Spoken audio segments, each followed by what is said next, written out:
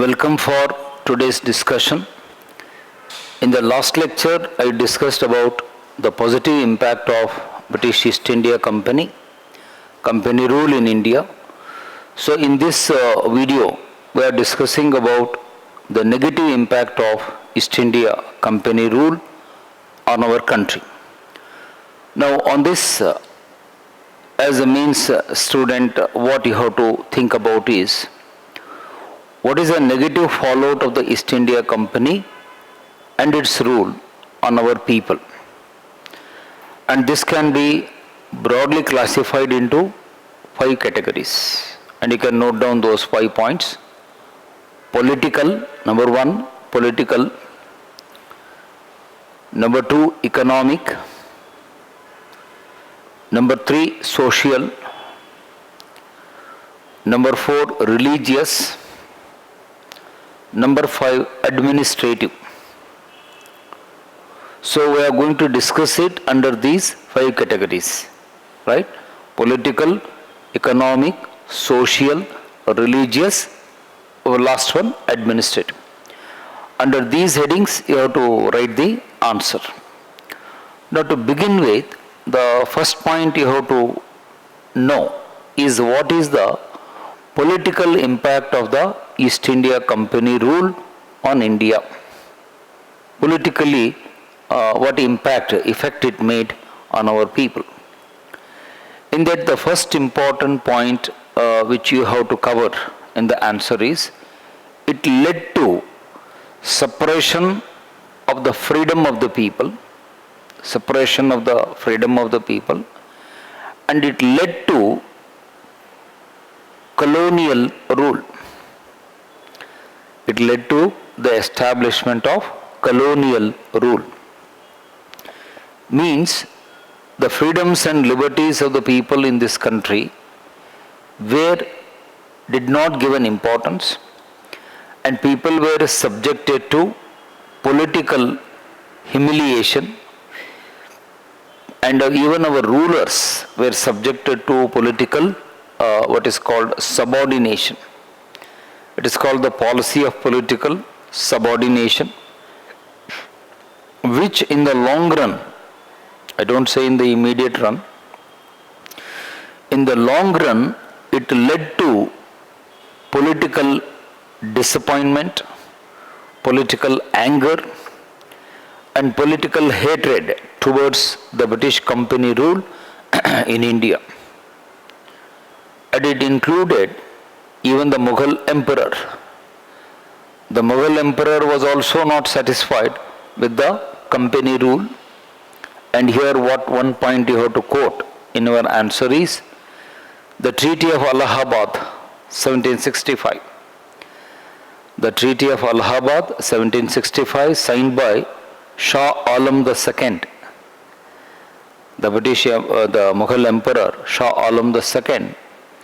Even the terms and conditions of the treaty were violated by the Britishers in the later part of their rule. Whatever the respect and whatever the royalty amount that was to be paid by the East India Company to our Mughal emperor, you know that the amount fixed was 26 lakhs per annum.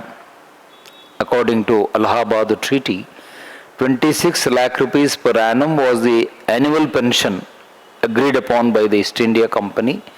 But in the later years, they did not pay that amount to the Mughal emperor, and even they started insulting him, degrading him, humiliating him, as if he is not the power at all, as if the East India Company itself is the power. So this violation of the terms and conditions of the Allahabad Treaty made the Mughal emperor unhappy with the British East India Company. And indirectly you should also talk about the similar effect on our native rulers, native Indian rulers, whether it is the Nizam of Hyderabad or the Nawab of Bengal, Nawab of Awadh, Nawab of Lucknow, and so many other places. Even they were also not so happy with the way politically the Britishers were treating us. And the most important thing that you can highlight there is the way they treated with the Peshwas in the Marathwada region, especially after the Treaty of Basin. It mentioned Treaty of Basin 1804, under which Bajirao II was very badly insulted under the terms and conditions of the Basin Treaty. Treaty of Basin after the Second Anglo-Maratha War, in which Bajirao II got defeated. And in the longer run, even the Marathas, the Peshwas, the Sindhyas, the Holkars, the Bhonsles, the Gaekwad, in general Maratha Mandal or Maratha Confederation, were not happy with the way the Britishers treated them. And that is one of the reasons why the adopted son of Bajirao II, Nana Sahib, participated in the Supply Mutiny, 1857.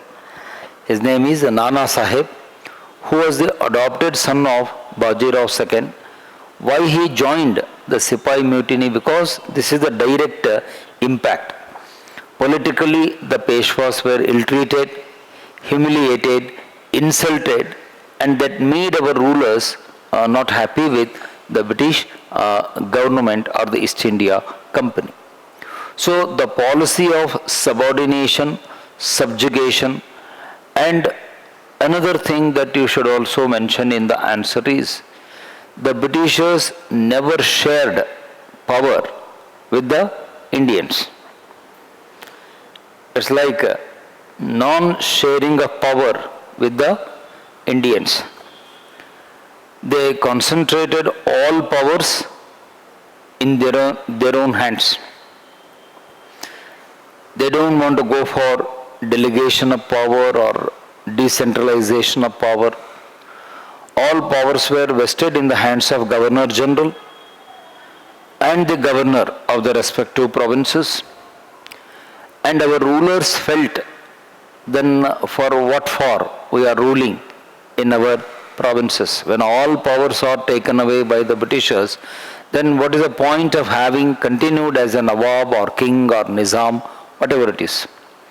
So in the long run, this created resentment and a sense of dissatisfaction among the rulers, which is a very bad political fallout of the East India Company that's going to lead to an outbreak, a major breakthrough event called the Supply Mutiny of 1857, or as V.D. Savarkar calls it, it is known as First War of India's Independence, 1857.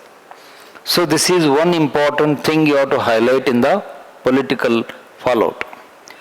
The second thing you should know is the policy of wars followed by the East India Company. A policy of aggression. The standard word you have to use in the mains answer writing is the policy of aggression. AGGRESSION. The policy of aggression followed by the East India Company was again unwarranted. It was not required because already our rulers were defeated. Many wars have been fought. The Mughal emperor was defeated, Nizam was defeated, Nawabs were defeated, Hindu kingdoms were defeated. But still the Britishers continue to make wars intermittently, either in the north or in the central India or in the deep down in South India. Series of wars, whether it is Anglo-Mysore war, whether it is Anglo-Maratha wars or Anglo-Sikh wars in Punjab, Lahore, Punjab and all that, Anglo-Sikh wars. And these policies of wars made the people of this country think that Britishers are basically interested in expanding their empire. They are not happy with whatever empire territory they have, and they want to extend their power across the Indian subcontinent. It's something like hungry of land. I say Britishers were hungry of land, hungry of territory. Even after conquering many places in the country, Still they were not keeping quiet, and they were interfering in the internal affairs of the Indian rulers. It is called a policy of intervention. The policy of aggression coupled with the policy of intervention. The policy of intervention in the internal affairs of the Indian rulers, our princely rulers, was also highly objectionable and condemnable, which was not at all required for the East India Company. Because basically they had come to our country for trading purpose, and they should have minded their business. You just mind your business, keep yourself your trading interest, and be happy. But the Britishers never did it. Instead of more than commerce, their lot of interest was in war, interference, intervention in our internal issues. So this ultimately is going to lead into the revolt of the mutiny of 1857, and this is a very important political fallout of the East India Company rule. And another important aspect you have to remember under the political thing is the British East India Company violated their original promise that they had given at the time of entry into India. And you know what is that original point that you have to get back. So you have to go back to 1615. If your memory is right, 1615 you have to go, when Sir Thomas Roe came from England as a representative of the company to meet the Mughal Emperor Jahangir. So when Sir Thomas Roe came, he brought one letter from the British Queen, Elizabeth I. And in that letter, what the Britishers had said, and I will quote the points from that letter, that Mughal Emperor is the supreme authority, sovereign authority in India, not the East India Company. Mughal Emperor is the supreme authority. But here, after the policy of intervention and aggression, the Britishers started claiming that we are the supreme authority, not the Mughal Emperor. Mughal Emperor is only nominal. He is a de jure, not de facto. These are the words you have to write in the answers. Then you will score more marks in UPSC. Mughal Emperor was only de jure, only in name. In Hindi we say naam ke vaste, de jure. But the East India Company had become the de facto. Means in reality, de facto, they had become the supreme power in India, which is clearly a violation of the letter given by the British government to our Mughal Emperor in 1615 when Thomas Roe had come. Almost you can use the word like U-turn.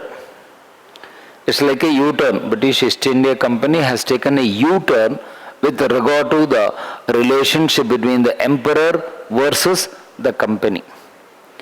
And here you can take one quotation by Dr. R.C. Majumdar. Historian R.C. Majumdar says, the merchants became the master. R.C. Majumdar says, merchants became the master. So here merchants means East India Company, and master means they became political masters. The Britishers who came to India for trade and commerce, slowly they turned into the lords of India. They became the masters of this Indian territory, which is really ironical, paradoxical, and highly objectionable, right? So all these things put together, you can conclude that the political fallout of the East India Company rule in India was, number one, political subjugation, that is political surrendering, and second thing, political humiliation, political insult that was meted out to the Indian rulers, including the Mughal Emperor. So this is the first part of your answer, political fallout, what happened. Now we will go to second point. You change the paragraph, go to fresh paragraph. Economic fallout. In terms of economy, what happened as an impact of East India Company rule. Number one, you have to highlight the drain theory of Dadabhai Naoroji. That's the first point you have to mention. Drain theory as advocated by Dadabhai Naoroji in his famous book, Poverty and Un-British Rule in India. Poverty and Un-British Rule in India. In that, Dadabhai Naoroji explains how the East India Company looted the wealth of India. They literally looted, plundered the wealth of India by systematically draining our wealth. And how our wealth was drained, all of you know very well. They were taking the raw materials from India at a cheap price, low price. The raw material was taken at a low price, especially cotton, muslin cloth.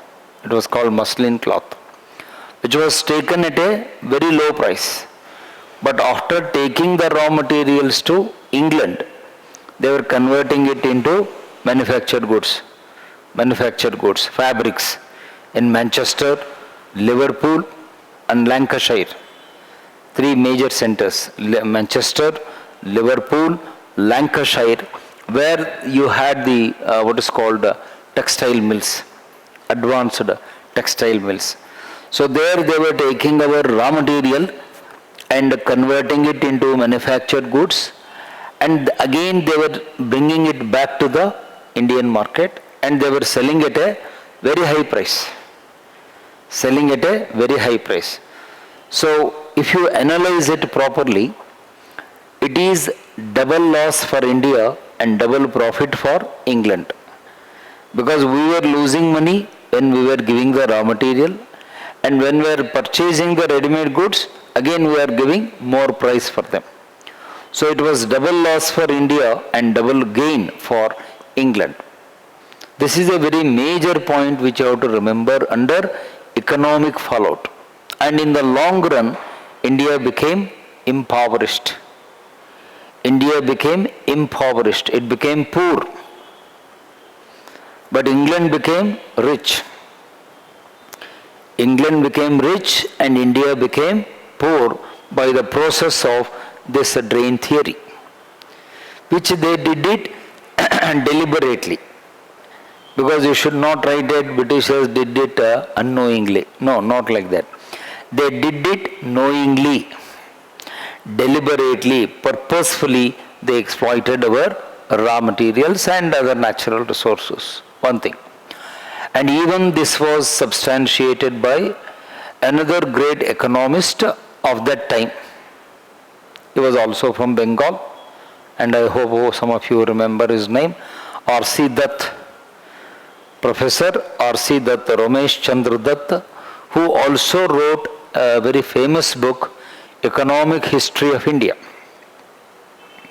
Professor Ramesh Chandra Dutt wrote Economic History of India. In that book, even he explains that how the East India Company exploited our resources very badly, and they became rich at the cost of the poverty of Indians. Once upon a time we were calling India as a rich country, Soni ki chidiya, treasure land, etc., etc. But now that treasure land became what is called a land of poverty because of the colonial policy of the British East India Company. This is one aspect. Drain theory is one aspect. The second point you have to note down is the Britishers gave importance only for industrialization. Second point. They gave importance for industry and industrialization, which was beneficial to England. Why? Because they did not start any industry in India which was useful for us, but they started only those industries which were needed and essential for England, like iron and steel factory, coal factory, coal industries and iron and steel, which was also needed for them. But they did not encourage other types of industries which were otherwise needed for our country. They did not do. Means, how you can put the answer is selective industrialization. They were very choosy. Britishers were very selective and choosy in starting the industries. They never started an industry which was actually needed for the economic growth, development of India, but they started only those industries which were in the interest, benefit of England, not for India. Even textiles, even you can mention textile. They opened up textile mills in Ahmedabad, Bombay and other places. Why? Because their main trading was in the ready-made garments and they wanted to manufacture those garments in India, so they started the textile mills. But other industries, they did not start. So this makes very clear that the intention of the Britishers in India was not actually industrialization, but it was industrial exploitation.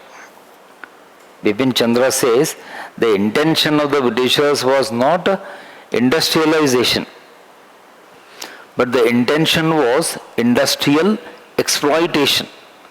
They wanted to exploit our resources, mineral resources, to the benefit of England.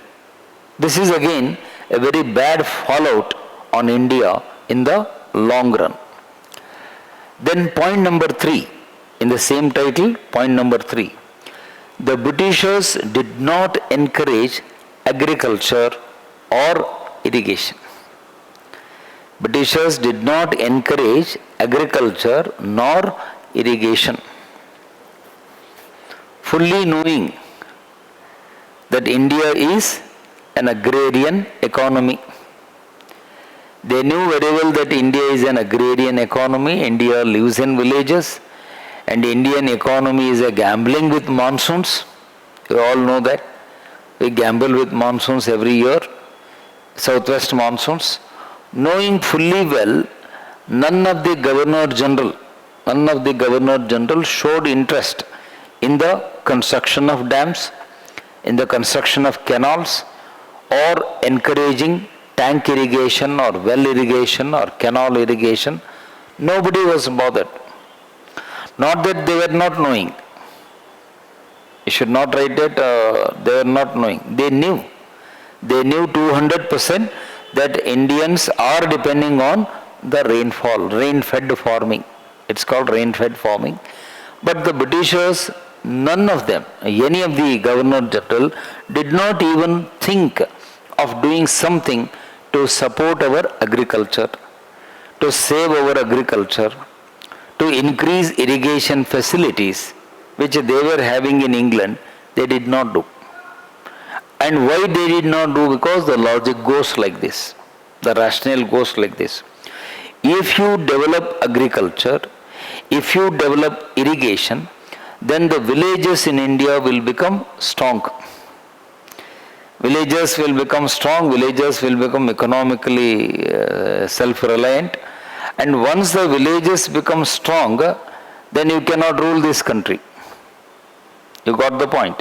You cannot rule this country for longer time, because as long as people are stuck in poverty, as long as people are stuck in unemployment, as long as people are depending on the government for each and every of their need, you can exploit them. It's something like our weakness is the strength of the East India Company. The weakness of the Indian villages, the poverty of the Indian villages, was the strength of the British East India Company. So deliberately they did not encourage agriculture. They did not encourage irrigation. Till what time? Till the time of Lord Curzon. I will give a proof there.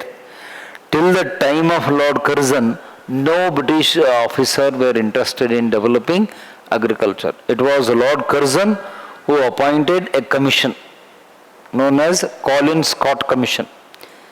Captain Colin Scott SCOOT. So it's popularly known as a Scott Commission. So it was Lord Curzon who appointed the Scott Commission, which recommended for some improvement measures in the agriculture.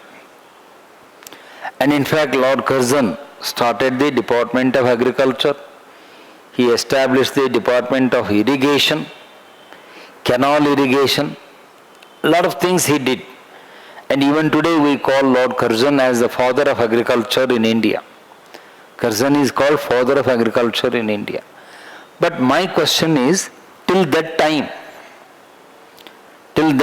you know that Curzon was in India between 1899 to 1905. 1899 to 1905, that is the time frame of Lord Curzon. But now we are discussing about East India Company, which ended in 1858. The company rule was over in 1858. So till 1858, nothing was done in India to support agriculture, to promote agriculture, and to develop irrigation and the related things. Nothing happened. And here you have to clearly write in the answer that Britishers did it purposefully. You cannot tell them that, sir, no, they were not knowing, sir. Inadvertently they did it, unknowingly they did it. No, they knew it 200% that India lives in the villages, but still they did not do, because it was their game plan. It was a strategy, it was the game plan that keep the villages in poverty, keep the farmers in poverty, keep the villagers' life in a very bad shape, so that we can rule this country for one more century, or one or more 2 centuries. So it was a very strategic planning that the East India Company followed. So therefore I make a direct point that East India Company did not do anything to help our villages, to help our farmers, to help our agricultural sector. This is a very important point as far as the economic fallout is concerned. Then there is one more point you can note down there only. The Britishers did not encourage handicrafts, which was a very important plus point for Indians and Indian economy. Because India was good in different types of handicrafts like woodwork, cane work, metal work, pottery, so many things, different types of handicrafts we have in India. But no British governor was interested in encouraging these handicrafts. And even they did not encourage cottage industries, small scale industries, cottage industries, they never encouraged. Why? Because the logic goes like this. If you promote handicrafts, then it will make Indians economically stronger. Indians will become economically strong if you promote and support the handicrafts. On the other hand, what the East India Company did is they started encouraging machine-made goods, not handmade goods. This is a very important point which I have to mention in the answer. The Britishers supported the machine-made goods, not the handmade goods. And what is the best typical example you have to quote is they did not encourage the what is called looms, handlooms. India was very good in handlooms, and our weavers were producing the cloth, by using the handlooms, by doing their artistic work and all that. But what the East India Company did was, they destroyed our weavers, they destroyed our handlooms. On the other hand, they introduced power looms. The contrary concept is power looms operated by machines, not by hands. So when the Britishers introduced the power looms, our handicraft sector completely got crashed. Our handloom sector completely got smashed. And our artisans, they came on the streets. Our handicraft makers, they are called as artisans. These artisans, they lost their job because no one is there to purchase their product. And even they did not give any marketing avenues, facilities for our handicraft makers. And as a result, what happened? In the long run, our handicrafts, our artisans, and the skilled workers, they are called skilled workers, who were doing a lot of things by using their skill, they all lost their future. They all lost their strength in India. That is mainly because of the impact of the company rule.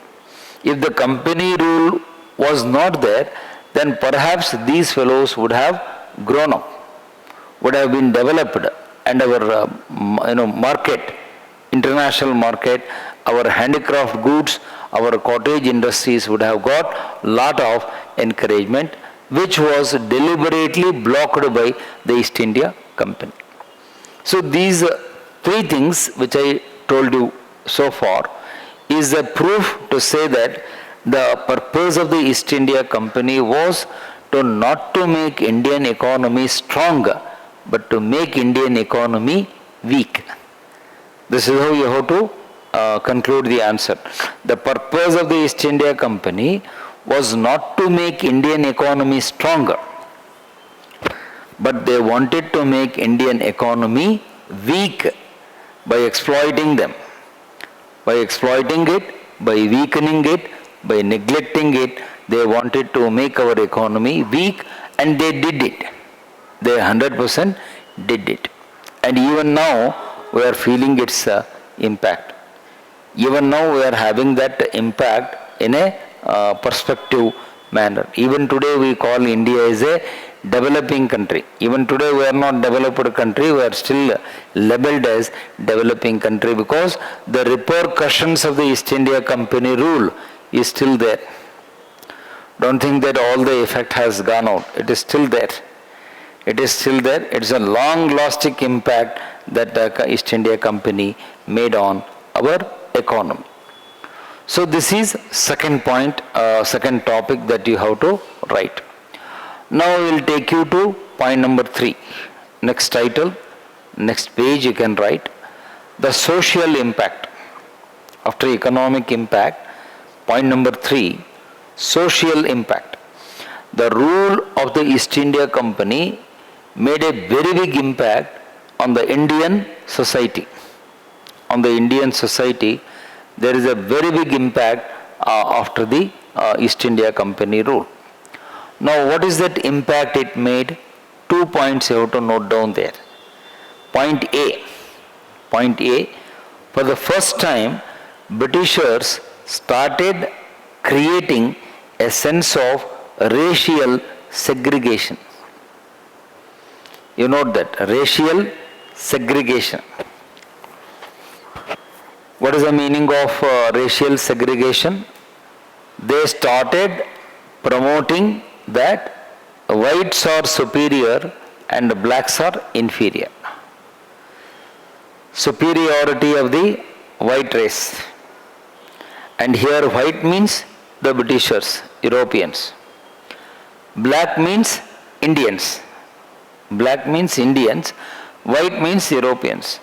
So in their rule of 100 plus years, the East India Company people, they never treated the Indians on par with the white people. Because these Europeans, they thought and they even believed that whites are superior, blacks are inferior. It's called racial superiority. The standard word is racial superiority, racial discrimination. They did it. And if you have read the NCERT textbooks, you would have come across certain old black and white pictures, photos. You know, in that there is one statement, boards displayed in the pictures. What is the board they put? Dogs and Indians are not allowed here. I don't know whether you have seen that or not. Those who have read NCERT books, you will remember it. Not only in India, even in South Africa, Even in South Africa, Britishers used to display a board at the entry point of a park or some public place, and what the board says? Dogs and Indians are not allowed. Means what? To what extent they insulted us, you can understand very well. They were comparing Indians as dogs. As the dogs are not allowed, Indians are also not allowed. So that was the height of social humiliation, social indignity, social segregation, social discrimination followed by the Britishers, which we can never expect. Because Indians were never subjected to this kind of racial discrimination in the past. In the past, we have never come across this kind of a phenomenon. But the Britishers did it because they were having that in their mind that we are whites, we are superior. We are whites, we are superior. Indians are black and therefore they are inferior. And now, to support the point, just a small example I will like to quote for you people, but that doesn't come exactly in this time frame. Just for understanding, I will tell you. Why Indians opposed the Simon Commission? You know that. Why Indians opposed the Simon Commission in 1927? Because all the 7 members of the Simon Commission, they were all whites. I hope you remember it. There was not a single Indian as a member of the Simon Commission. All the 7, including the chairman, Sir John Simon, they were all whites. And that is why later on Gandhiji gives the call that we will protest against Simon Commission. And Gandhiji gave that quotation, Simon, go back. Simon, go back. Why we protested? Because racial discrimination.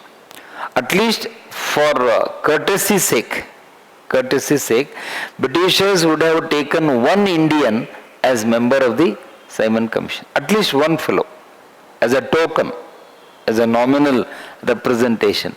But they did not, because deliberately they wanted to insult us that Indians are black people and you are not fit for administration, you are not fit for rule.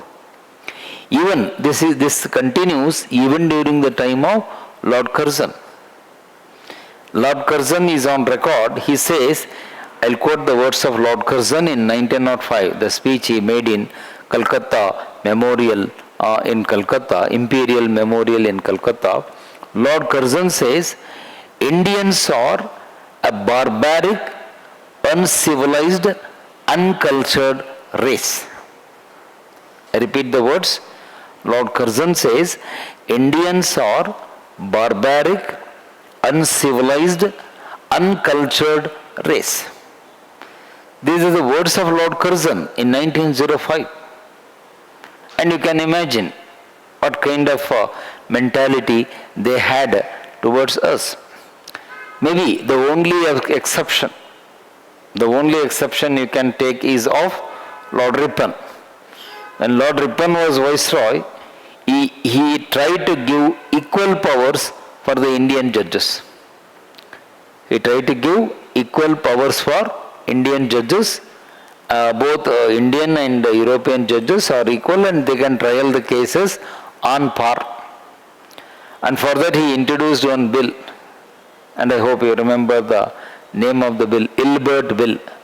Sir John Ilbert was a law member and he introduced the bill. It's called Ilbert Bill 1884. But that entered into controversy. He wanted to pass the bill, but the British government said, no, don't pass, because Indians are not equal to Europeans. Blacks are not equal to whites. So you stop the bill, don't pass it. And each one of you, you know very well, protesting against this only, Lord Ripon resigned. Lord Ripon resigned from the post of Viceroy in 1884 over this controversy. And it is famous in history as Ilbert Bill controversy, 1884. So, why I quoted this example for you here is to understand the point. Britishers deliberately followed the racial discrimination superiority of the white. It was very much in their mind. This led to unwanted developments in the Indian society. One thing. The second thing which you have to highlight in the social sector itself is slowly the Britishers tried to interfere in our social life. Britishers tried to interfere in the social life of the Indians in the name of reforms. Underline, in the name of reforms. Under the title of reforms, actually they wanted to interfere in the Indian lifestyle and wanted to convert slowly Indian lifestyle into Western lifestyle. They didn't want Indians to live as Indians. They wanted to convert Indians into Westerners. They wanted to convert Indians into Europeans. Westerners means Europeans. And for that, I discussed it in my first video. In the previous day question I told you. Keeping this in mind, they introduced English language. I discussed in the yesterday's discussion. They introduced English with this purpose. The purpose of introduction of English by Lord Macaulay was not to teach us English, but to make us English. I repeat the sentence. Lord Macaulay was not interested to teach us English, but he wanted to make Indians as English. I mean European. So our lifestyle changed. The impact of English education in India, especially during the time of Lord Bentinck, when he introduced English language, our people started changing their lifestyle. Our culture started changing very drastically into a westernized culture. Our food habits changed, our dressing pattern changed, our social lifestyle changed, our festivals and other celebrations, they changed, and even our interaction with the other groups, categories, that underwent change. Almost Lord Bentinck wanted to convert Indians into Britishers. And we should start behaving as if we are Britishers and not as Indians. And yesterday I gave that quotation for you. I just remind you to remember it once again. Dr. R.C. Majumdar says, during the time of Bentinck, after introducing the English language, he said, Bharat became India. You remember and mention that in your answer. R.C. Majumdar says, Bharat became India. Means what? Bharat means our traditional Bharat, conventional Bharat. The Bharat of the Indus Valley civilization, the Bharat of Vedic period. But India means the British India. India means not our ancient India, the British India. Whenever I use the word India, you should remember the Western image of our country, not Indian image, Western image. And this Western image became so strong that in the later years, almost all our top freedom fighters, they came under the impact of Westernization. Even Gandhiji was influenced by Western culture when he was in England. Gandhiji had been to England for his barrister degree course and all that. So when he was in England, even Gandhiji was wearing the Western dress. He was following the Western tradition. You might have seen old pictures of Gandhiji with suit, boot and all that. Very rare pictures of Gandhiji in London. That's a proof that even our top leaders were under the grip of Western culture. And that was again a game plan of the East India Company. They did all this deliberately because they knew that by introducing English education, our people do not learn just the language, but they also learn the culture. They follow the culture. And even Mahatma Gandhi says it in 1947. And yesterday discussion I gave that quotation. Britishers left India in 1947, but not the British culture. You note that point. Britishers left India in 1947, but not the British culture. British culture is still there. Even now, British culture is there in our day-to-day life. Our day-to-day life is more westernized rather than Indianized. Now you look at your food habits, your dressing habits, your lifestyle, your social life, everything is westernized from good morning to good night. My professor used to say from good morning to good night, we have become almost westernized. We have almost become like Britishers only. The Indian element, the Bharatiya element is very, very less. This all happened during the East India Company rule. And technically one word I will use now. This led to cultural transformation. You note that point. The East India Company rule in India led to cultural transformation. Culturally, we started moving towards the West. Earlier there was a slogan, I think some of you will be aware of that. East is East, West is West, the two shall never meet. That is what olden days people used to say. East is East, West is West, the two shall never meet. But now, introduction of English by Lord Bentinck changed this statement that East can become West. Not only meeting, the East can become the West. And that's what exactly happened in India. And I will give you the last proof to prove my point. Later on, when Ambedkar drafted the Constitution, in the very first article of the Constitution, what Dr. Ambedkar says? All of you know what he says in the first article of the Constitution. India, that is Bharat, shall be a union of states. You know that. You are good in Constitution. India, that is Bharat, shall be a union of states. Now, according to me, the sentence should have been like this. How? Bharat, that is India, shall be union of states. If Ambedkar had written like this, then I would have agreed with Ambedkarji. Why? First he uses the word India, then he writes Bharat. Means India is a British word. India is not our word. The name of our country is Bharat. Our ancient name is Bharat, Bharat Khand, like that we call it. But India is the name given by Britishers. It is not our name. India is not our name, it's given by Britishers. And Ambedkar says India, that is Bharat. But according to me, it should be reverse, other way around. Bharat, that is India, shall be union of states. But he wrote like that, and even now also Constitution says the same thing.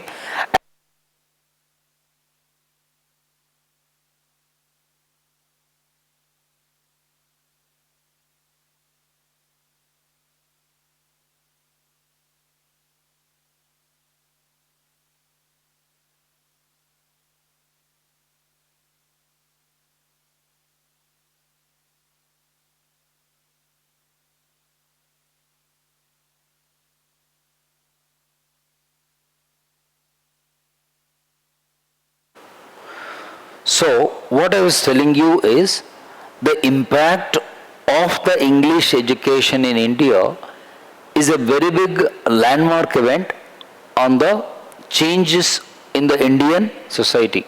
Indian society underwent a drastic change after English was introduced during the time of Lord Bentinck. And in my earlier discussion, I also told you that it led to the birth of a new class. Emergence of a new class known as the middle class. The middle class started coming up in India only during the time of Lord Bentinck, directly because of the impact of the English education or the Western education. And even today, I hope most of you agree with me, people are under the impression that if somebody speaks very good English, they think that they are very great intellectuals. And if somebody cannot speak good English and uses regional languages, they think that he is not so intelligent. So this inferiority complex is there even now. And as a teacher I am telling this, many of the students, they feel inhibited and they are asking question in English. Why? Because I ask them, why you are not asking question? They say, sir, we are not good in English. If I use bad English, what other students will think? So this is the complexity that is there in our minds even now. Even now our students think that if I am not good in English, I am not meant for civil service. But actually, to tell you, English is not our language. It is a foreign language introduced by the Britishers for their purpose. They used it for their purpose, for the purpose of communication. And even after Ambedkar drafted the constitution, he makes it very clear under Article 343. 343 of the constitution says, English shall continue as link language. English is only link language for us. It is not official language. Official language is Hindi in Devanagari script. But English is only a lingua franca. It is called a lingua franca, connecting language. If I don't know Tamil, I use English. If I don't know Telugu, I use English. If I don't know Assami language, I use English, like that. English shall be used only as a connective language, link language, not as a official language. This is what Article 343 says. Ambedkar himself says in the constitution. But unfortunately today, people are under the impression that English is the standard of our ability. English has become a status symbol. If somebody speaks good flavory English, people think that, oh, he is a great intellectual. Need not be. Need not be. There are many people who are more intelligent who may not speak good English. So why I told this point? Because this attitude started developing in India during the East India Company rule. That is why you have the craze of sending our children to convents. Even today, why people send their kids for convent school, because that mindset is there. If my child learns English, he becomes a great intellectual. Need not. Many people who have not been to convent, they have achieved lot of great things. They have not even seen the board of the convent. And to give my own example, I am not a product of any English convent. I have studied in my mother tongue till my high school level, and I have come from very humble background. But after I preparing for the civil service exam, I learnt English language. Now I can talk in English for 10 hours.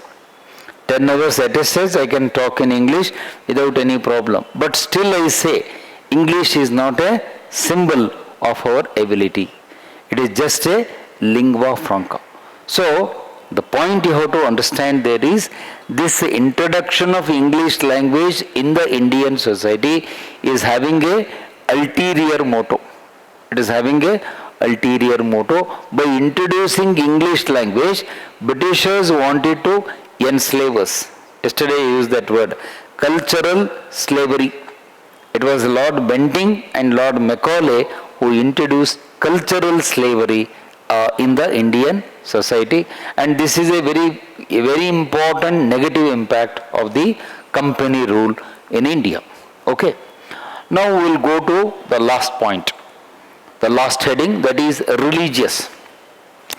In the field of religion, what impact the Britishers did. So there you have to understand two things. Number one, the activity of the Christian missionaries in India led to a big havoc. Because the Britishers, initially they came to India with the purpose of trade and commerce. They were here to do trade and commerce. But slowly and steadily they started spreading Christian religion. It was a hidden agenda.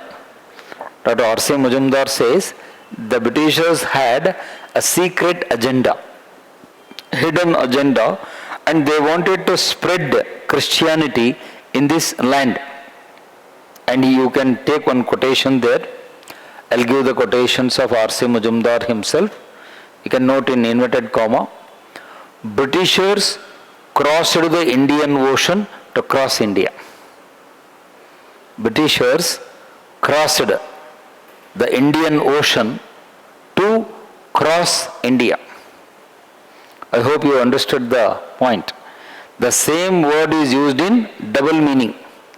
The same word is used in double meaning. First time when he says crossed, literally they crossed the Indian Ocean. But second time when he says to cross India, you have to take the Holy Cross. The symbol of Christian religion is the Holy Cross of Jesus Christ. They call it as cross, right? So you have to take in that sense. The Britishers crossed the Indian Ocean to cross India. And they did it. The large number of Christian missionaries came to India. And one more important point which all of you should not miss is, these Christian missionaries, they went to villages. They went to remote villages, rural India. The missionaries did not go to towns and cities.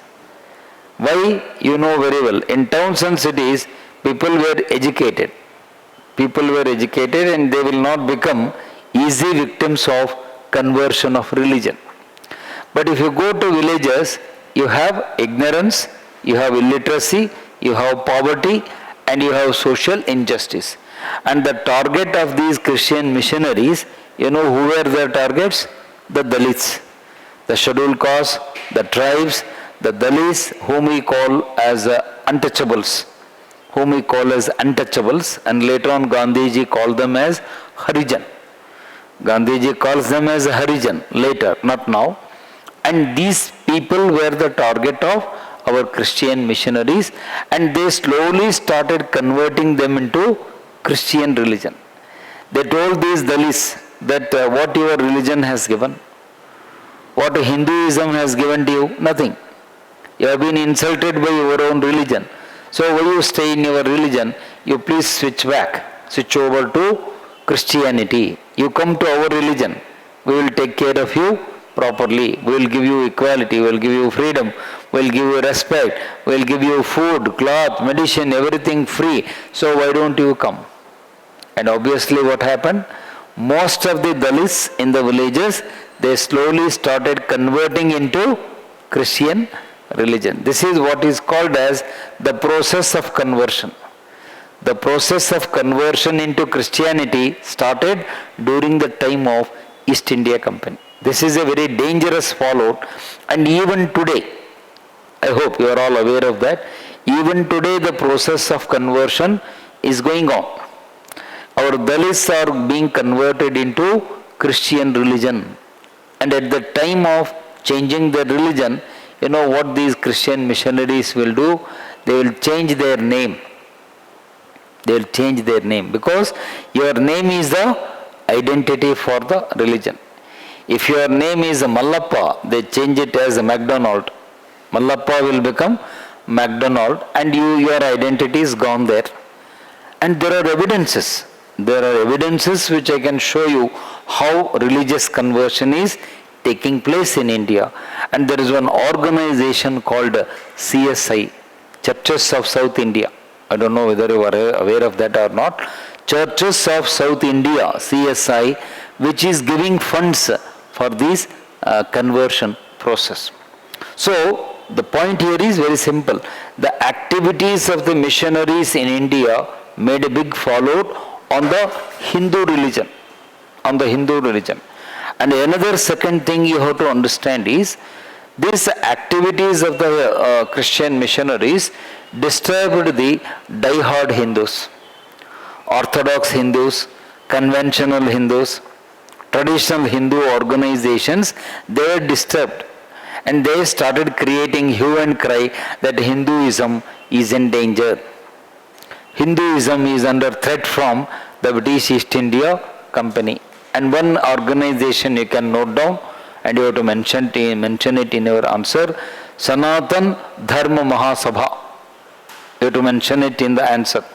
Sanatan Dharma Mahasabha, led by Shiva Narayan Agnihotri.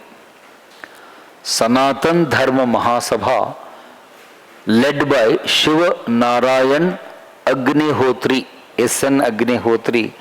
They started telling the people that Hinduism is in danger. Christian missionaries are destroying Hinduism. And if you allow the East India Company to continue for more long time in this country, Hinduism will be destroyed. So this is what they started telling the people. And even they attacked reformers like Rajaram Mohan Rai, who tried to change, reform Hindu religion. Rajaram Mohan Rai, M.G. Ranade, Pandit Ishwar Chandra Vidyasagar. Even these people were criticized by these die-hard Hindus. They are called orthodox elements.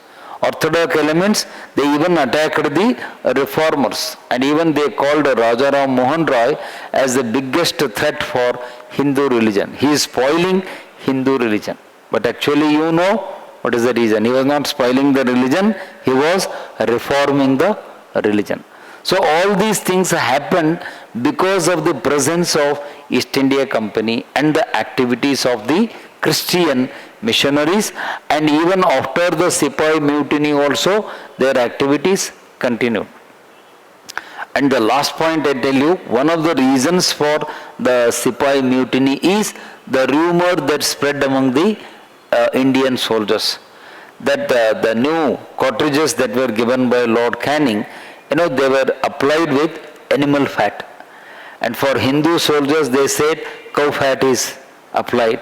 For Muslims they said pig fat is applied, and that hurt their religious feelings. And Mangal Pandey, incidentally today is his birthday. I am happy that I am talking that point on his birthday. Today is birthday of Mangal Pandey, who is called the hero of mutiny. Today whole country is celebrating his birthday. The Mangal Pandey, who was a Hindu soldier from Awadh, he fired the first shot. He fired the first shot and he killed his higher officer, Major Hudson.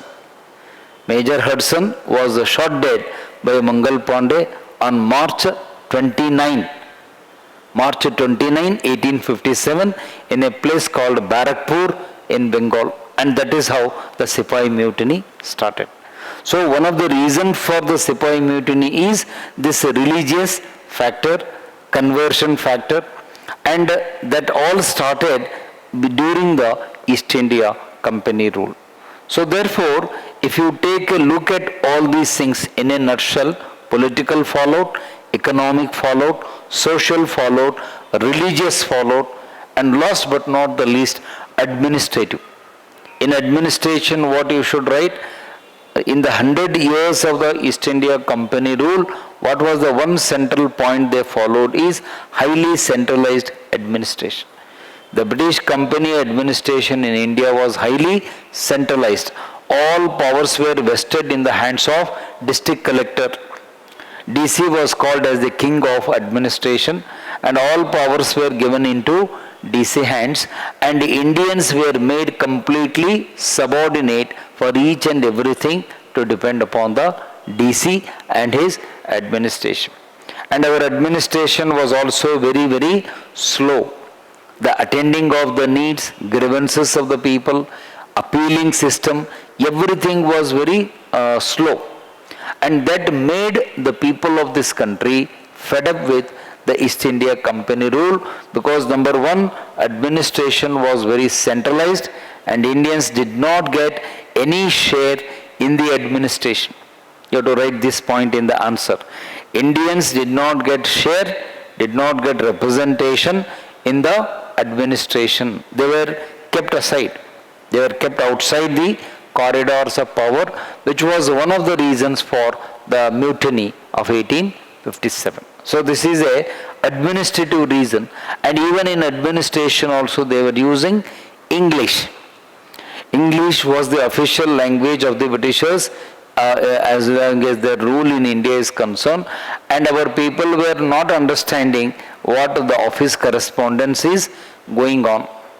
And even today, I hope you all agree with me on that point, even today in all our government offices, English is predominantly used in all our administrative files, records and all that. Our so-called IAS and IPS officers, they use all English only to do their administrative work. They never use our provincial language. They never use our regional language. That is one of the reasons why there is a gap between the administrators and the people, because our administrators even today they prefer to use English, not the regional language. Even in judiciary, your Supreme Court, your High Court, your District Court, they all use English. All court proceedings are in English. That is why a common man, layman, do not understand what is happening in the court. Right? So with this, let's conclude by saying that the company impact of the company rule in India was highly negative in terms of number 1, politically, 2, economically, 3, socially, 4, religiously, 5, administratively. From all 5 dimensions, the rule was highly negative and highly destructive as far as Indians and India is concerned. By saying that, you have to conclude the answer for that question. Okay. So with that, we will conclude today's discussion. Tomorrow we will take up next topic for discussion. Thank you.